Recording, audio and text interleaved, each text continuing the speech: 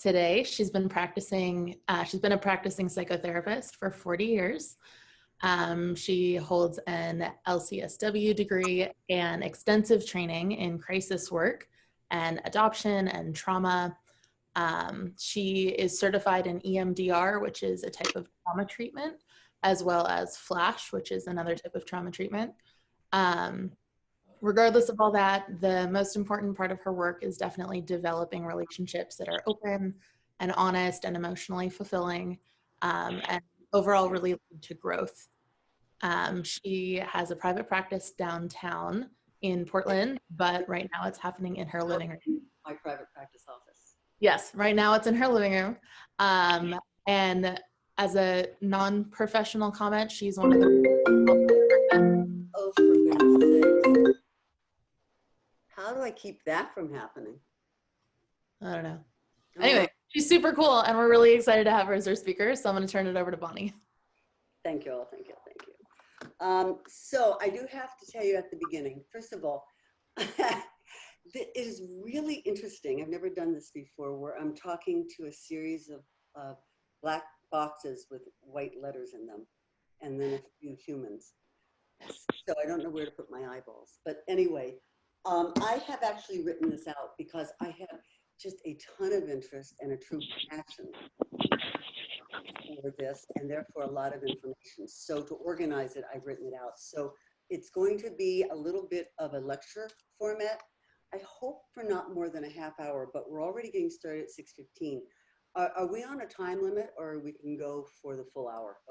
We can go beyond that, and everyone can stay on as long as they want. Yeah, and if everybody can actually put themselves on mute until they want to ask a question, then it's easier to hear you. That'd be awesome. Are we done? I'm done. Okay, so I wonder where I went. See, that's why I have this thing all written down. So the idea is I'm going to have this lecture thing, and that's going to just be to try to give you in about half hour max, probably 50 billion synthesized pieces of information about this topic. And I want you to understand that while I hope this isn't a simple discussion, it will absolutely be simplified. And everything I say, I'll probably end up saying, oh, you do know this is a very simplified version of. Okay, so that's all now my beginning. So I have been blessed with this absolutely incredible career. And if anybody wants to talk with me about a social work degree, I think it's been, well, it's just been a marvelous thing for me. And I've gotten to have a lot of different areas of interest. And my latest has been trauma, which I've been doing for about the past 15 years. Oh, Sally, we forgot to put up the thing, or was it up? Coyote. Don't put it up. Let me think if I need it right this second. I don't. We'll put, when I say put it up, we will. Okay. My one graphic, I forgot to put it up, but that's all right. So people ask me all the time, how can I sit for hour after hour, day after day, year after year, and listen to these really, really difficult stories? A lot of sad stuff. Trauma is not pretty. And my answer is that I manage my threat system. Manage my threat system. This is what I'm hoping to be able to help you do tonight. Learn one, maybe two tools that will help you understand that you can be in charge of your threat system, which is made of neurochemistry. It isn't what your mom did or your second grade teacher or anything that's happening in the world, not even our president. It has to do with neurochemistry, and you can be in charge of that. Okay? So, here we go, guys. Let me start by talking about the threat system. And guess what? We need the slide. You want me to put the coyote up? Anymore, are they? What's that, dear? I'm sorry, you want the coyote up? I do. Okay. I do. We're going to put up a thing. It should take you about 2 minutes. Oh, I suppose I need to tell you something. This is ironic. This is from The Onion. This is not real. Oof. Okay. So Sally, everybody, I don't know, can they read it? Can they, or do you have to scroll up? Can you guys see this? Can everybody read that? Yes, no? Oh yeah, they're all on mute. I'm going to assume everybody can read it, and I'm not going to read it to you. So just take your time.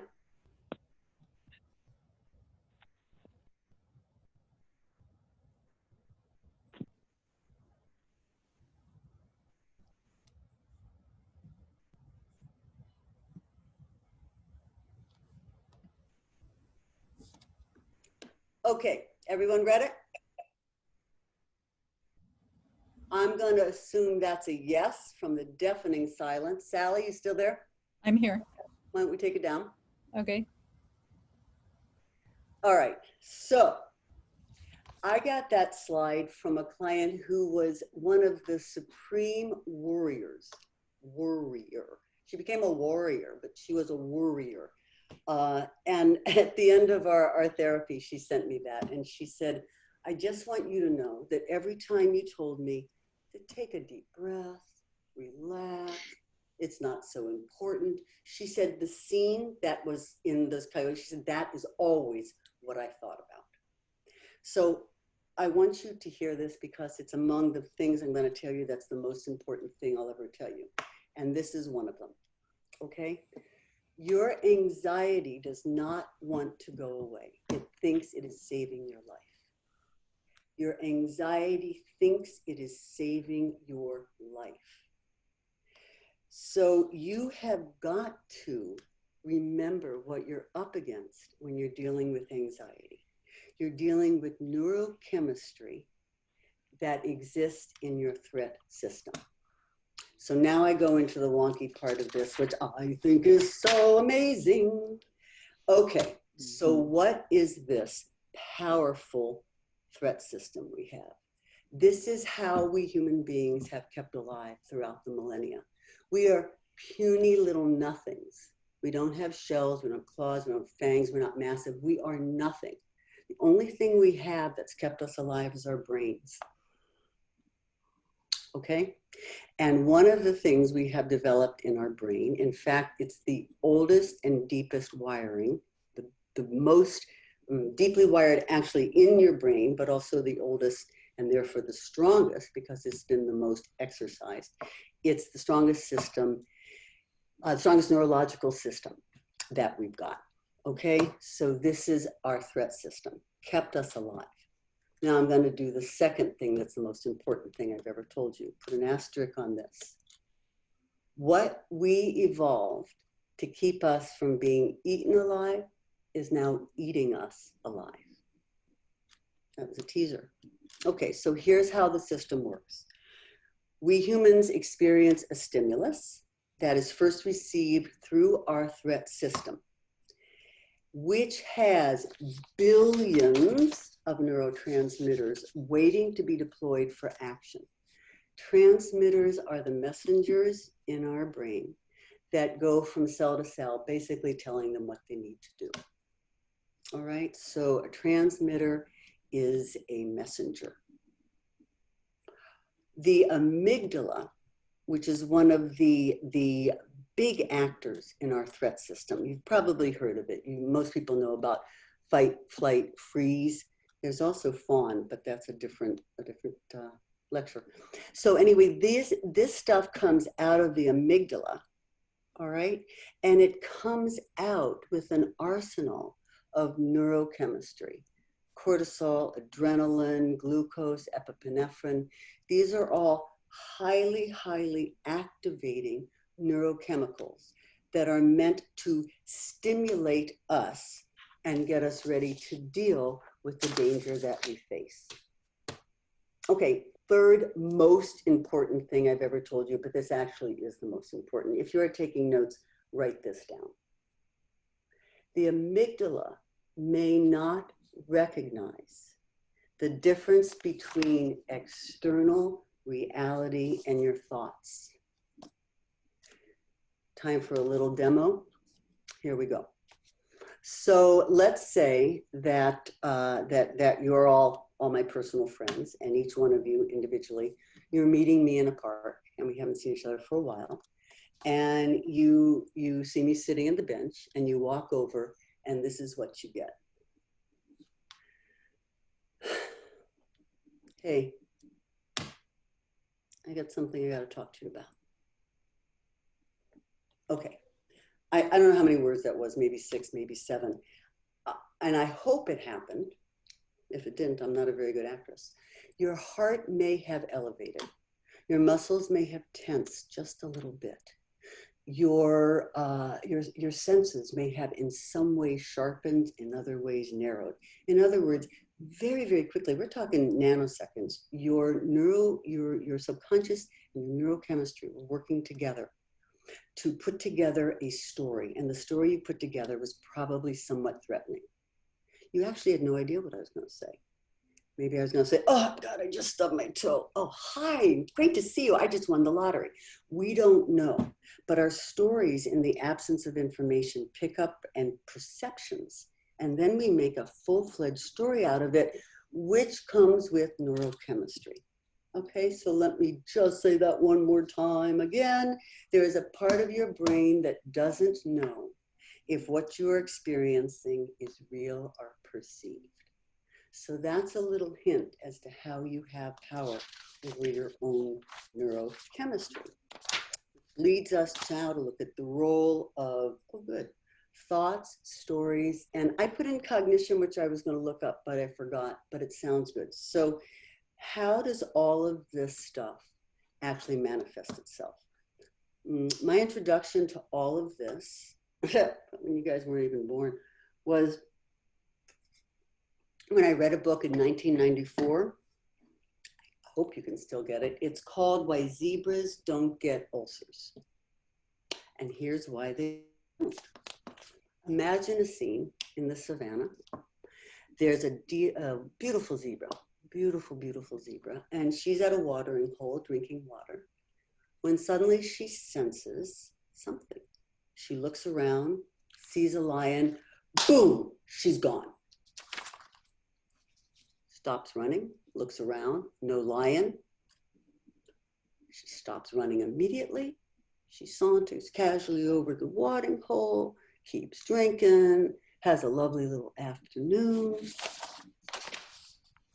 This is the threat system in its perfection. This is where we say it is keeping us from being eaten alive.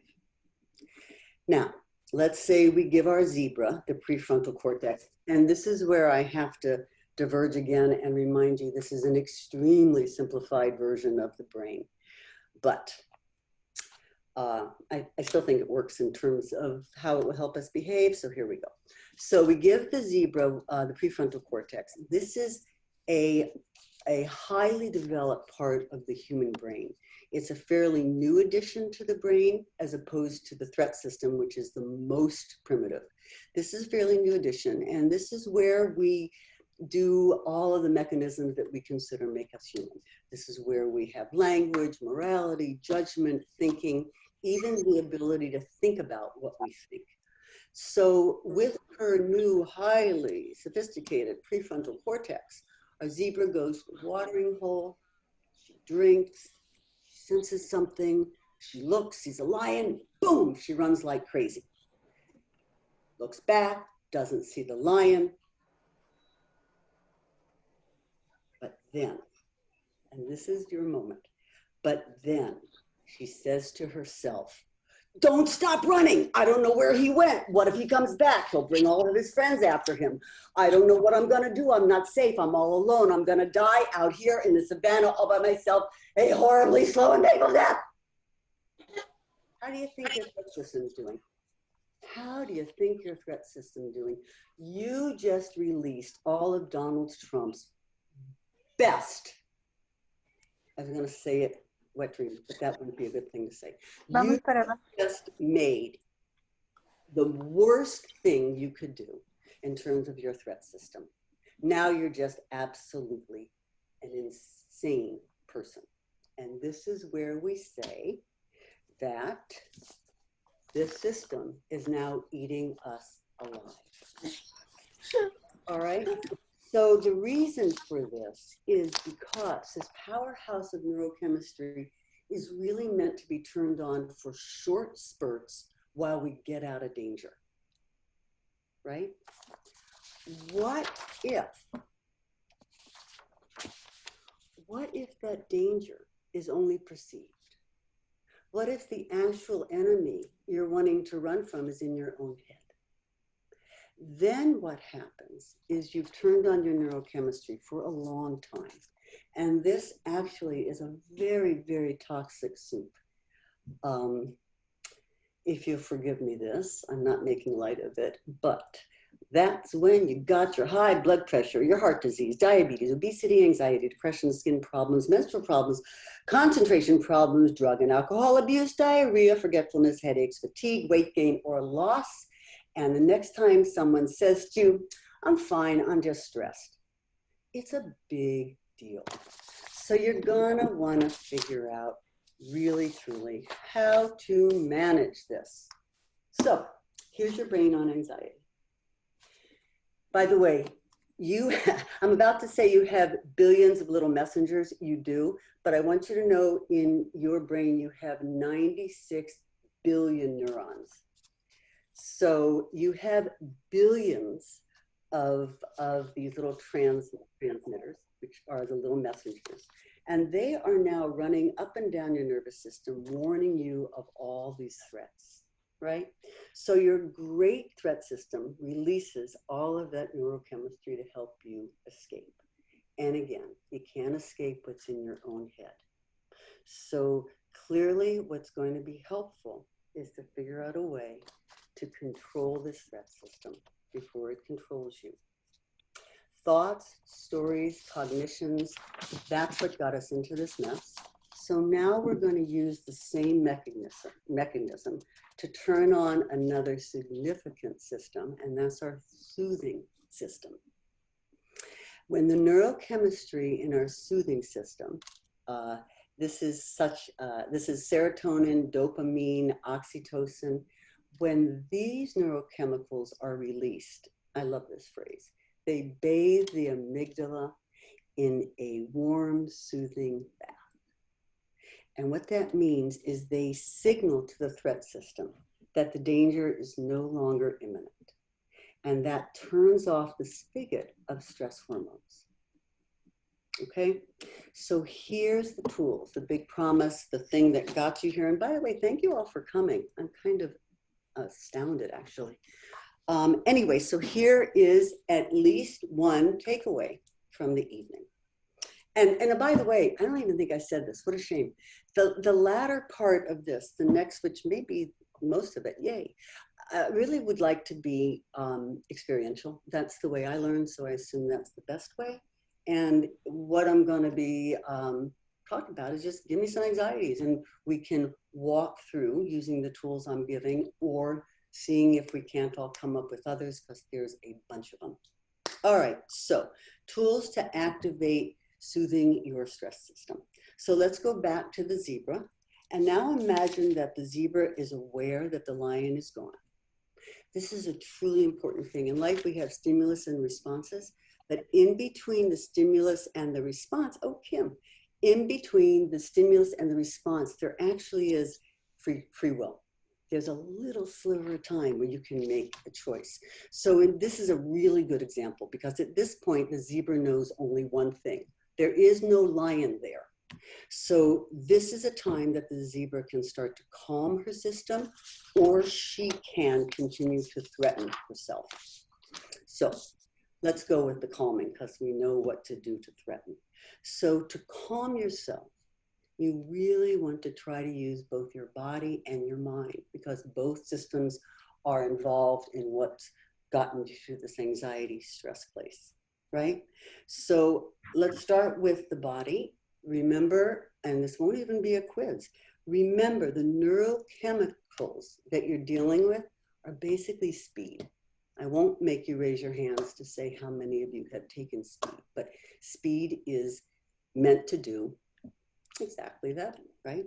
So you're going to want to get rid of these activating chemicals. You want to get them out of your body. There's a great, great saying, what you don't get out, you're stuck with. So let's go with release. If you can run. It's so amazing. If you feel a wave of stress and you have the ability to move your body, do it, and you have to keep the mind thing going, but I haven't gotten there yet. You'll be amazed at how quickly your whole system goes, it's released. All right. If you can't run, not everybody wants to run or can run, yell. If everyone could go underneath a train trestle and yell as loud as they could, they wouldn't be stressed out. If you can't do that, hit something, hit a soft object, don't hurt yourself or anybody else. But the idea is release. And I'm going to tell you the best thing ever, and 90% of you will never do it. Shake. I'm not going to do it because it really is kind of embarrassing, which is why we don't do it. But watch animals. You'll see them, especially ducks, but dogs do it too. They start to come together for some kind of fight, and then they do their thing, and then they back off, and then they shake. And the reason is they're getting rid of the excess cortisol, adrenaline, blah, blah, blah. Okay, so it's very important to get this out. All right, where was I going with that? It's not always possible to do that, and some people, that's just not their jam. So the other thing to do is something that is always available to us at any moment unless we're dead, and that is our breath. And the breath will tell the brain whether you're in danger or not, just like the brain will tell the breath that you're in danger. So if you can calm your breath, because let me back up. When we are in danger, our breath becomes very shallow and rapid. So if you are able to deepen and slower and deepen, if you're able to slow your breath down and deepen it, you will then signal to your brain that you're okay, that everything's all right, and it's okay to lower the threat. And here's the best breathing tip I can give you. It's just wonderful. Please practice it because you won't remember to do it, which is you breathe in to a certain count and then you breathe out double that. So you breathe into the count of 3, 1, 2, 3, and you breathe out to the count of 6, 1, 2, 3, 4, 5, 6. If you do that, what that does is it ensures that you take a deeper breath. Very few of us breathe to the depth of our lungs when you do yoga, or that's the other reason why aerobic exercise is so good. It forces a deeper breath. So you can do that. The problem is you got to remember. So like everything in life, you got to practice. You got to make it kind of a normal thing. All right. And I suggest doing that until you actually can feel your body slowing down, because that's precisely what should happen. All right, now while you're doing this relaxing and releasing, you have to do this other thing in your mind, which is to tell yourself that you are out of danger. You've got to tell yourself that you're out of danger. You're safe. And here's how you can do that, because you also have to be in integrity with the truth. Your psyche, your mind, your body will know when you're just BSing it. I am safe now. I am out of danger now.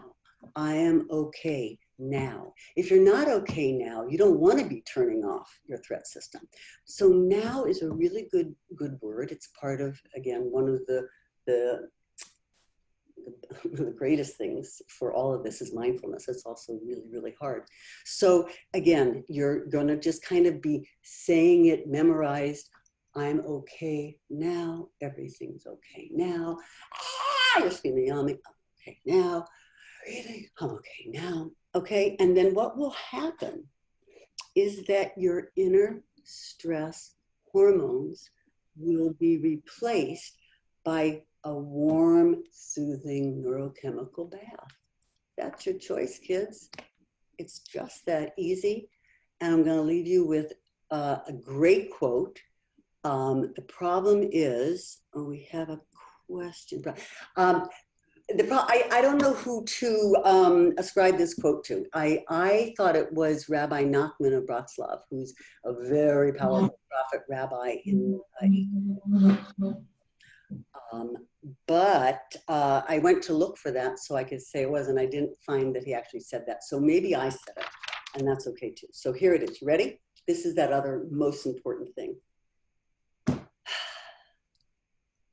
You are where your thoughts are, so make sure your thoughts are where you want to be. Easy peasy. All right, that is what I got for preparation. Perfect. We have time now for people to chat in, and open up my chat thing, to discuss their, oh, that's Sally to me privately. Is that to me?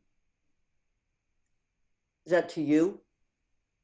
I don't understand. Sorry, I had to take myself off mute. This was a question from the audience. Okay. And I typed in, I didn't want to interrupt you while you were speaking. Can you read it? Do you want me to read it for you? Oh, you know, I could read it really well if I remember to put my glasses on. There we go. Okay. When you're anxious or something, can everybody read it? No, I just sent it to you. Oh, so I shouldn't read it out loud? Sure. Okay. Did I finish talking about anything I need to finish talking about? Oh yeah, I do want to back up. So what I'm looking for in this time is that anybody brings me any type of anxiety, your own, your sisters, your aunts, societies, I don't know, just an anxiety. And we're going to run through how to relieve that anxiety with the tools I just presented, or whatever anybody throws at me, because this is just a really rich and fun. Oh, good. Oh, good. Love this shit. Okay, here we go. Question from the audience. When you're anxious about something, how long should you take away to calm yourself before you know you can return and address the issue? Now, that is a fabulous question. And the answer is, I don't have a clue. Every time it will be a different answer. And for every person, it will be a different answer. So having said I haven't a clue, of course I have a clue. You've got to get to know yourself well enough to know when you are at a calm level. We all have a window of tolerance, is what it's actually called. And in that window of tolerance, all of our different systems are working in harmony with each other. You get out of that window of tolerance and you are into chaos or anxiety or depression or any other kind of nutsy state. So everybody has to determine for themselves, whoever asks that question, what your window of tolerance is. And every situation is going to be different. So answer in short, get to know yourself to be able to answer that question for yourself. And don't, this is another important thing, really honor yourself, you know, and if you're, let's say you're in an argument with somebody and you say, man, I'm like freaking out, I gotta calm down. You wanna say, I will come back and discuss this when I am calm. And then you go out and you do that thing where you're walking or you're doing whatever you need to do to get rid of it, and you're not making a story about how awful that person is, then you will come back. But if you are thinking, I've got to resolve this in 5 minutes and blah, it won't. Okay, I'm gonna stop talking. Now, very anxious about a new job. Great. Okay, question again, does everybody see? I'm confused by, on my chat box, it says to me, and then it's in parenthesis, privately. So that means you're the only one who sees it. So should I make this for everybody? So if you're asking. I'm asking everybody, all these little boxes with letters in them. Yes. So you should ask the question out loud so we know what you're answering. Okay, and not say the person's name because they may not want that. Correct. Okay. So somebody is very anxious about a new job. Okay, so I can tell you before getting started that somewhere in your anxiety is a threat thought. Whoever asked the question, if you want to dialogue with me about it, you can unmute. Otherwise, I can just have imaginary conversation about it. Sure. Oh, yay. Okay. So what's your threat thought? I want to do well, and I want to not get reprimanded or fired or another thing. And I know, here's the thing, human brain knows that's irrational, Bye, monkey guys. brain is not on the same page there. So Precisely. yeah, it's been a journey, and I know part of that is not unusual to feel stressed out about a new job. I just don't want to feel so stressed about it, you know? Absolutely. Brilliant, Seth. So what you want to do is to be able to manage your threat system. So let's start out with what you said was your threat thought. I don't want to get reprimanded. Okay. All right. But then you follow it up with that's irrational. Have you ever been reprimanded? Ever I mean, in your whole life? my whole life, yeah, I've been How reprimanded. did it feel? I felt pretty terrible. You betcha. So your threat system wants you to remember that so you can avoid it, right? Now let's take somebody who's really, really, really badly stressed. That threat system will say, I cannot tolerate the possibility of feeling that way again. I'm not gonna try for a job. So you now have a clue to know why your threat system is jacked up. Now, do you have a clue from what I talked about, how you might start to mitigate that fear? I think positive self-talk is a good way to go. I think that, If you believe it. yeah, You if I can't believe it, yeah. It's the worst part about starting a new job and being stressed about it is that I don't really have a reference point for how it's going to go. I don't really know the manager. I'm out. There is one common denominator that you've taken with you everything you've done in your life. And you probably know that entity pretty well. You, right? So you don't know the job pretty well, but you know you pretty well. And you're not a baby, so therefore you might have a track record. How do you generally do in new jobs? I think I do okay. Great. But this one's going to be different. This one you're gonna screw up and be reprimanded and feel awful. I mean, maybe. I don't know. I have no way of knowing. You don't have a way of knowing, but if you do, if that does happen, will you be okay? In the long run, yeah. Great. Great. It won't kill me. Great. Tell that to your threat system. Tell that to your threat system. If you were my client, you were paying me a shitload of money. Oh, damn it, sorry. And you were paying a lot. We can't. Can't speak for Sally, but I don't mind. Yeah, black that out. Do what people do. I would ask you to really try to go back to the first time you were reprimanded and see how bad it was, because from whatever age you're at, I'm sure you thought, I don't know, my mom smacked my hand once when I went for a cookie, no big deal. But that may have been interpreted, right?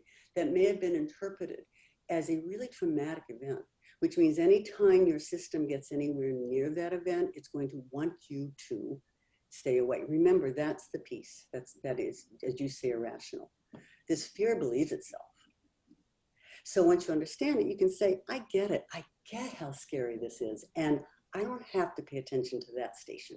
I think I'll pay attention to the station that goes, are you looking for a partner, by the way? Me? Yeah. Oh, like a long-term life partner? Yeah. Like you're looking for interest? I'm engaged. I'm already there. You looking for money? Hell yeah. Okay. So you can now start thinking, oh, this job could lead to some big money. Because on this job, I might meet somebody who has an idea. You could enjoy yourself while you're anticipating this event, which is happening when, by the way? So I'm kind of training for part of it. It's a weird, confusing process, but I'm technically next week. Oh, good. You only have 7 days to stress out on it. Was this helpful? Yes, I appreciate it. Thank you. For $19.95, I can give you more. Thank you. Oh, you're welcome. Thank you, Seth. That was very brave of you. Okay, we have another question. Mine, whoever wrote this, thank you. Oh, that's great. So can I say your name publicly? Meeting? Meeting, if you want to talk, unmute yourself. Otherwise, I'll talk at your box. Okay, so my anxiety and stress is mostly on COVID-19 and downtown protests. Oh boy. I've been going to downtown protests, so I can tell you all about that. What she says proudly, because when you're 70 and white and you're a woman, you're invisible, so you can do a lot of things. What stress relief tool should I, but you're not invisible to COVID, so I've been smart. Okay, stop it. My anxiety and stress is mostly on COVID-19 and downtown protests, and what stress relief tool should I use? Because I am not sure. Yeah, no kidding. All right. So, whew, where do we start with that one? So anxiety and stress is mostly from COVID-19. Oh, I never showed the coyote thing again. Oh, well, that's too bad. So the coyote thing, one of the things you see is that this dude let down his guard, and so he was eaten by coyotes. Don't let down your guard when you shouldn't. You shouldn't have anxiety. You shouldn't have. Anxiety and stress are hard on your body, and they're not so great for your mental health. So it would be a good thing to try to go, even with the tools that I mentioned, which is that when you trigger yourself or you get triggered, you hear something about the protests, you hear something about someone dying of COVID, you want to then honor that your system has just received a threat, and you can either pump up that threat by reminding yourself whatever your great fear is about COVID and the protest, you just remind yourself about that. Or you can say, it's kind of hard doing this in a vacuum, so I'm just going to try to do this in a vacuum, which is that you can say to yourself, well, I don't have COVID now. Nobody I know has COVID. I know that the chances are, and I don't know what the numbers are, I find it somewhat helpful, 1 in like 5,000 people have it. So you do some self-talk if you believe it, because if you believe it, it will lower it will cause some of that soothing stuff.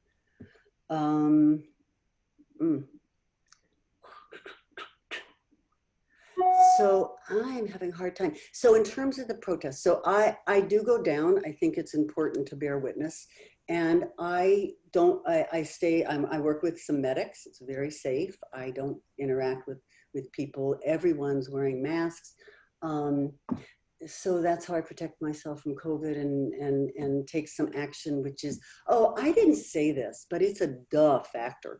Both depression, anxiety, every emotion we have so that we will take some kind of action. So for me, there's just been so much that's just intolerable, and throwing money at or writing letters. So I took an action that was in harmony with me and who I am, and it's really helped me. So I don't know, I feel like I mucked that up. Anyway, sorry guys. So anyway, I will tell you what I'll tell for you meeting. If you want to talk with me privately, I'd be happy to talk with you more, because I don't know that I answered that or helped that. Okay, I am worried about going back to school in November since we have been gone for so long. So the very first question again is, what is the thought you're having, or what is the worry you are having that is making your threat system activated?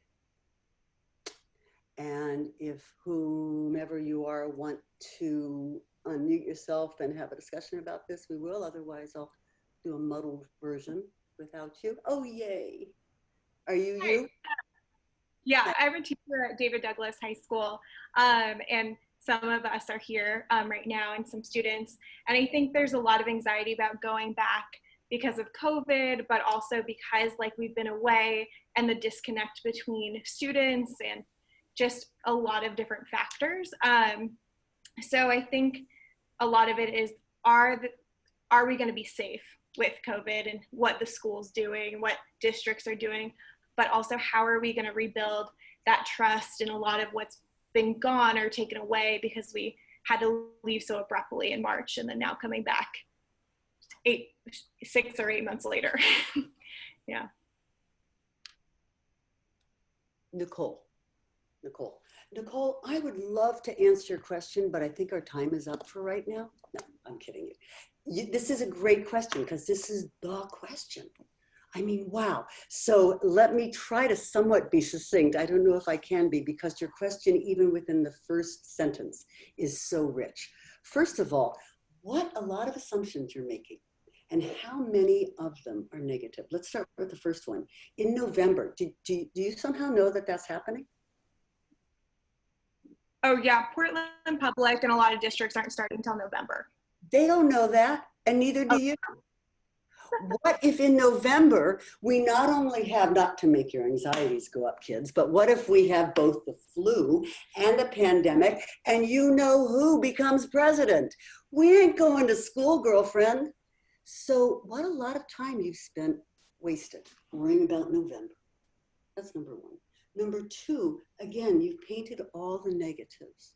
What if I don't, what if I don't, what was it? What if I don't feel, the safe thing, I'm going to put that away because yeah, that's where maybe you really need to be alert and alarmed because you do have to stay safe. And I would hope that, I don't know how old you are. David Douglas, that's high school? Yeah. Okay, I would hope you have some agency over your own bodies. And by the way, one of the greatest ways to avoid being anxious is to feel like you have some power. So if you have some agency where you can say, I know the school says it's safe. Schools are always going to have to give an option now for virtual. So I hope you'll have a choice that lines up with your own particular nervous system, frankly. You don't want to try to overrule your nervous system if it has some basis in reality. Getting COVID is a lot of basis in reality. All right. So, but then again, remember, so yes, know that you are going to be safe because you are either going to trust all of the grown-ups who run your life, or you're going to trust your own gut. Trusting your gut's a big one, right? Your gut feels nervous because your gut has almost as many neurons in it as the brain in your head. It picks up a lot of information. So you're going to trust your gut, you're going to trust your people, which are also your community, and you're going to make a safe decision. So you start out knowing that. And then the second thing you say is, oh my God, how do we pick up where we left off? How do I rebuild? But play that number. But also think about one person who you are going to be so happy to hug. And think about how lovely that's going to feel. And if you remember, there's a part of your brain that doesn't know whether it's real or imagined. You can get oxytocin. By the way, if everybody wants to know what oxytocin feels like, remember what it's like to pet a puppy. Or geez, just remember what it's like to see a puppy. If you're not feeling warm, butterscotchy stuff in your stomach, then I'm sorry, because that's a little shot of oxytocin. It's yummy. So anyway, so think of things that are yummy, right? That's a choice because the truth is, what's happening right now, Nicole? Are you in school? Oh, no, I work at David Douglas. I am a staff member. Oh, you're a grown-up. Yeah. Oh, for God's sakes. Why didn't you tell me that before I made a fool of myself? Oh, honey, then you'll go to prom and you'll have a little boyfriend. You're already in it. You're doing it. You're in the classroom? Yeah, I work on wraparound services at the school. Well, you need to tell me, how are you sleeping at night? How are you managing your anxiety? What are you telling yourself every minute of every day? You know, I'm just trying to understand and get as much knowledge as I can to make sure it's safe, like at the school for the students and myself and other stuff like that, and continuing to talk to students and staff about how they're doing, but I don't have all the answers. No, but it's a shame you put but in there because that was great. And you don't have all the answers. And if you did have all the answers, then everything would be perfect. Right now. Yeah. So wow. So you're actually going to school, into the physical classroom. Oh, not right now. Again, we're all remote till November. Oh, okay. All right. And tentatively. For a moment, I thought somehow you were like, I don't know, someone had to be there all the time. Right. Okay, so whew, so everything I said still applies. It's just you're 10 years older than I thought. Exactly. All right. So that's what I got to tell you, Nicole. I hope some of it will stick. I think Thank the you. biggest thing for you to know is please know you have a choice. And this is an easy thing for me to say sitting in my comfortable house. But if your choice is, I can't do this and I'm not going to, then that's what you do. And hopefully there will be enough other people with you that you'll have a revolution, because why not? All right, where are we?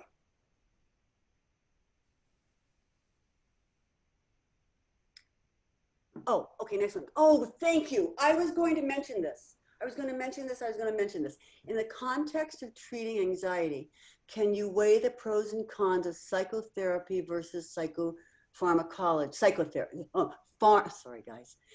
Pharmacotherapy. Actually, I don't think I've ever heard that. Psychotherapy and pharmacotherapy. Well, I'll tell you right now, I just wouldn't separate the two. I think that what I forgot to say, and I want to say, is I consider medications a tool, just like all the other tools.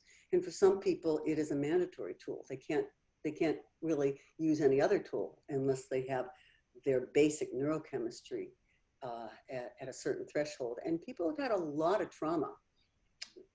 Some of that neurochemistry is going to be hard to come by.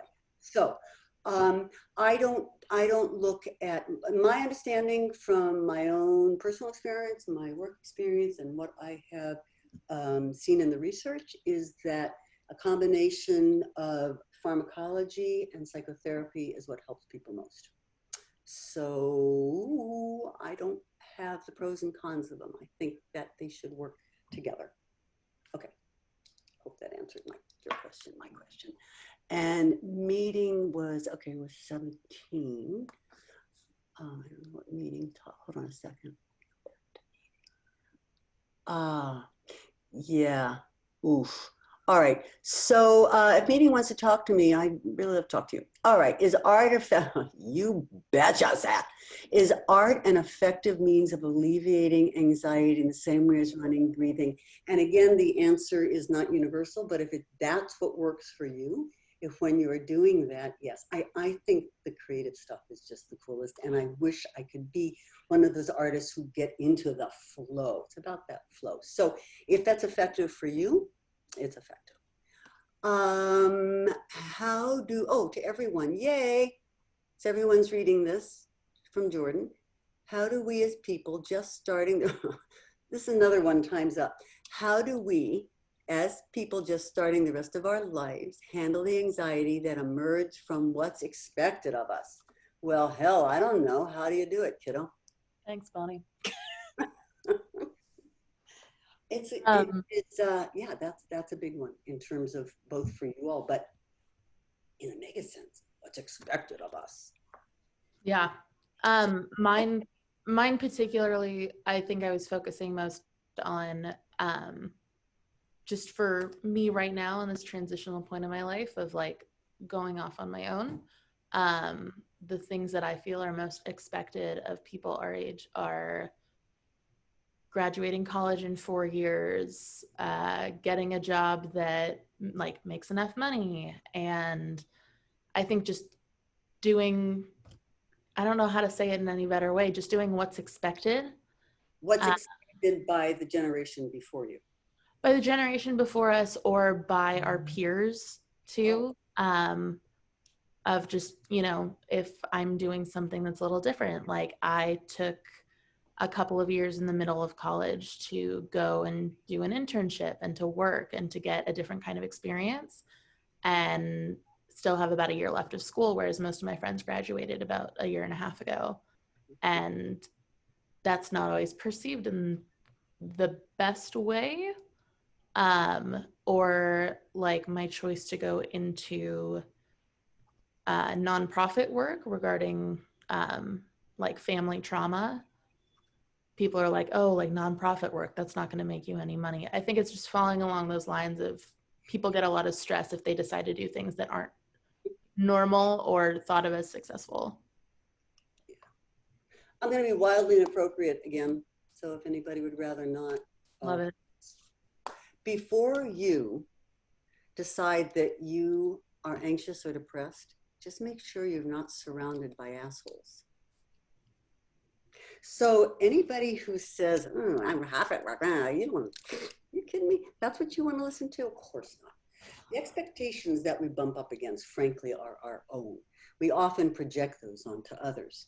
If you had a friend who is you, and I suspect you might, who has taken some detours in that very linear, and I had thought old-fashioned way of doing life, would you judge them harshly? Would you think they were weirdos or something? I don't know what it is. You think that people are judging you about this? I don't know. I think of myself as a pretty like open-minded, accepting person, which has clashed with a lot of other people in the past. You're surrounding yourself by assholes. There are a lot of assholes in the world. There's also a lot of people who have very, very, very different ways of perceiving things as you. And they may also be wonderfully fun people. So you put up with that asshole bit of them while you appreciate the other, but you don't buy into it. Okay. So the big question is, are you comfortable with how you're living your own life? Yes, very. Great. All right. So I don't know if just talking that through helped shift some of the, because what you started out with, you start out with the word perceived. That's also like the word assumption, although I don't think there's a cute little thing we can say about perceived, but you know what assumptions are, right? Right. All right. So the minute you hear that, you know that that's not truth with a capital T. Mm-hmm. That's not something you perceive that. So again, we've got that trick with the amygdala. Doesn't know if it's real or perceived.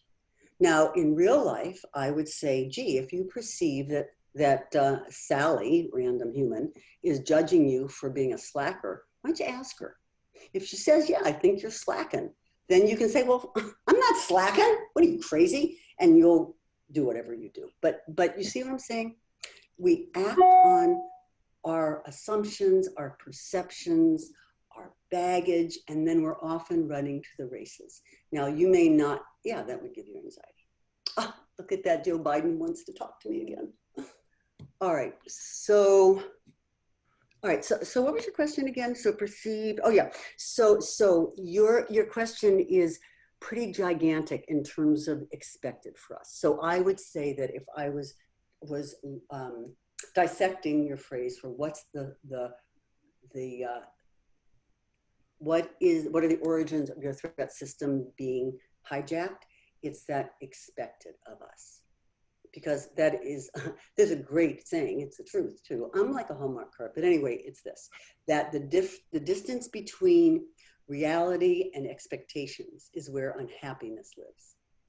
And you've created these supposed expectations. If they're from assholes, forget them. If they're from other people, have a talk about them. And if they're with yourself, get in alignment. Oh, I love saying that. All right. I'm a little concerned about time. It seems like in the past 4 or 5 years, oh my God, it is so true. It's terrifying. That's why I wanted to do this. It seems like in the past 4 or 5 years, the number of my high school students who have been diagnosed with anxiety, depression have skyrocketed. Yes. Do you think this is because teens are more stressed now? Yes. Or because we are more aware of depression, anxiety is an illness? Yes. And we also are more accepting of it, more open about it. But the quote that I think I gave Sally, that anxiety is what's now considered an epidemic in our country. And I believe this is true, that the most given out substance right now in America are anti-anxiety medications. Alcohol, I mean, yeah. So I think there's a couple reasons. Well, you didn't ask me what the reasons were. There's a million reasons, but yes, they have skyrocketed. And like everything, I can say that maybe this is the good news, is that now it's so horrible that we'll finally start teaching children, not only how to tie their shoes, but how to manage their own threat systems. I think that's actually a really good idea. So that would be a good thing. And you're saying my high school students, so I'm presuming you are either a teacher or you have a lot of high school student children, in which case, oof. So I would ask you if this is something that you teach in your classroom. And if you don't, I'll come teach it. I mean, well, classroom. Ugh, I don't know if I'll go in the classroom. Probably will. So this is a really important thing, and it would be good. Oh, you teach health and yoga. Oh my God. So yeah, teach teach physiological and emotional health to everybody you can, and make it easy. And yoga is one of the beauties. All right, there you have it. Sally, it looks like it's you and me. Anybody have anything burning they want to say? Oh, and I do want to tell, oh, so I was serious. If anybody wants to talk to me about a social work degree, I honestly just think it's one of the great degrees you can get. And if anybody wants to talk about anything, how do they do it, Sally? Just email me?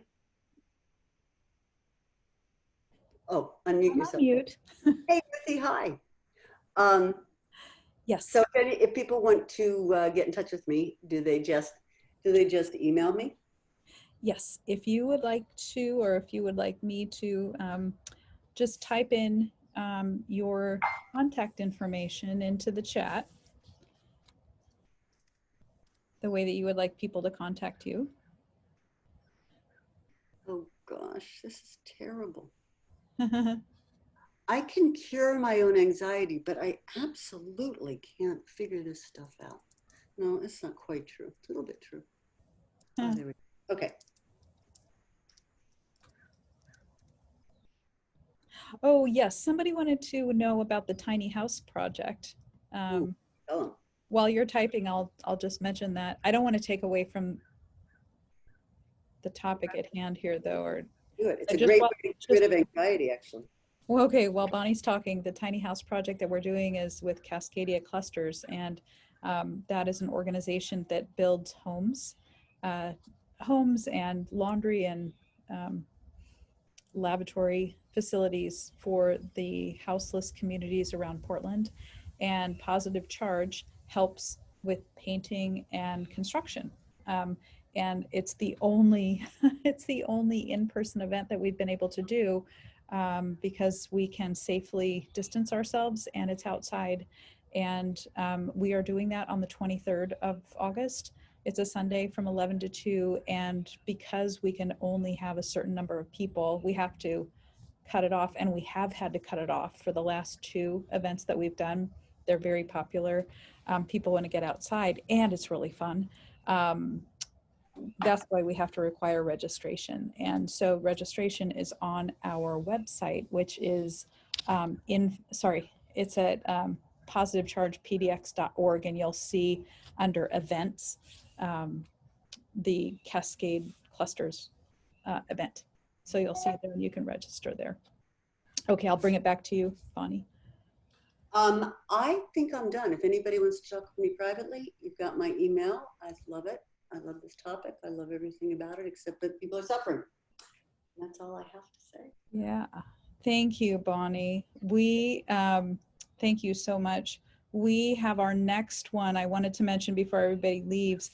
We have our next one coming up next week. And oops, let me go back to my first of all, for everybody who may not know, all of our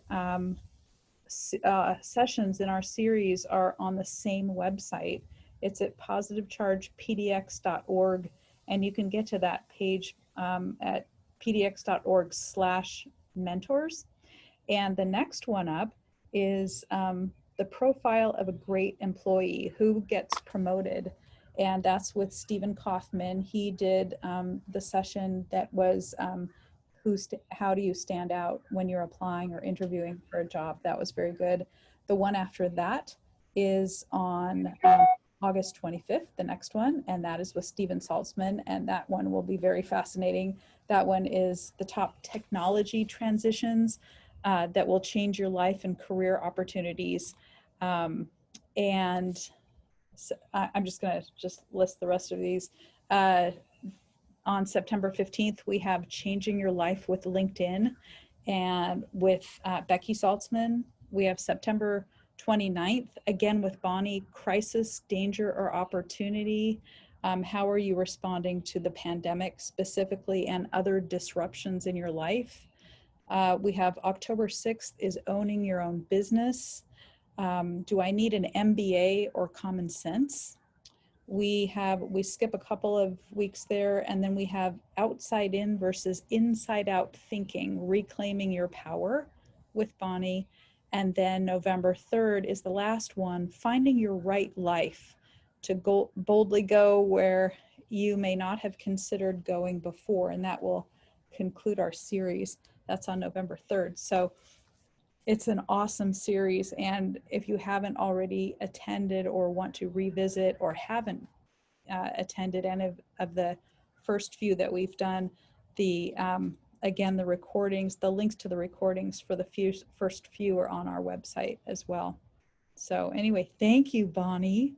Welcome. Awesome. Thank you for allowing me to do this. Yes, and thank you all for attending. Thank you very much. For attending. And yeah, and everyone check out the, you did put it in there, your contact information? I don't I see did. Do that. I need to send it? Yeah, click return. Like I know where that is? Is that where it says file? Oh, why don't you tell me what your contact information is, and I'll just type it in here. No, just click the return key. I'm not seeing it. I'm not kidding you. Oh, well, why don't you tell me what your Okay, it's Bonnie Berg 63 at Bonnie gmail.com. Berg 63 at what? Gmail.com. .com. Okay. So that is Bonnie's contact information. Bonnie, do you see it now? I don't see how to send it. I swear to you. It's okay. There's really nothing there. I'm not kidding you. It's not me. Okay. Well, does anyone else see what I just typed in? You do, Ruthie? Okay. Okay. Thank you. All righty. Anyway. Still here and who's not, but again, thank you all so much. I really enjoy doing this. Yeah, awesome. All right. Thanks, you guys. Thanks. Have a good evening.